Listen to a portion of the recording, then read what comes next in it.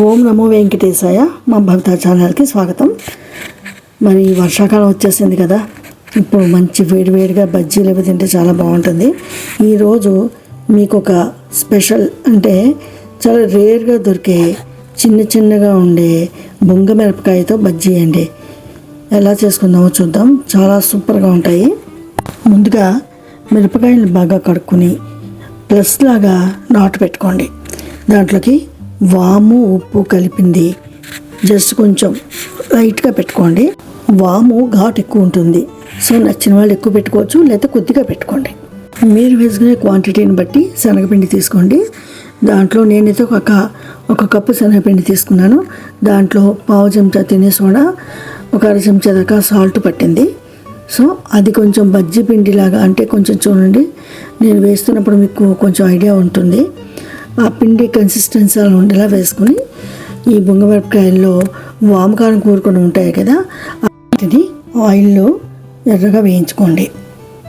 నాకు ఒక కప్పు శనగపిండికి 12 మిరపకాయలు పెట్టాయండి.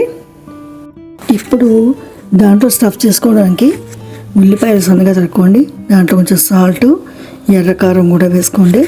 పచ్చి మామిడికాయని కూడా తురుముకొని ఈ ఉల్లిపాయల్లోనే అది కూడా కలిపేసుకోండి. నిమ్మకాయ ఇంకా అవసరం ఉండదండి, మామిడికాయ వేస్తున్నాం కాబట్టి. దీంట్లో కొద్దిగా గరం మసాలా కూడా కలుపుకోండి. నచ్చితే ధనియా పొడి కూడా వేసుకోవచ్చు. సో ఇప్పుడు మొత్తం వీటన్నిటిని మిక్స్ చేసుకుని బజ్జీ లోపల స్టఫ్ చేసుకోండి. అంతే, మంచి టేస్టీగా ఉండే బొంగ మిరప బజ్జీ రెడీ. చాలా బాగుంటుంది. మీరు తప్పకుండా ఎంజాయ్ చేస్తారు. మీకు ఉల్లిపాయలు అవి పెట్టుకునే ఓపిక లేదంటారా? మీరు దీన్ని డైరెక్ట్గా కూడా వేయించిన వెంటనే అలా వేడివేడిగా తినేసినా కూడా చాలా బాగుంటాయి. ఈసారి మీరు కూడా మంచి ఈవినింగ్ టైంలో వర్షం పడుతుంటే హాయిగా వేడిగా వేసుకొని తిని చూడండి.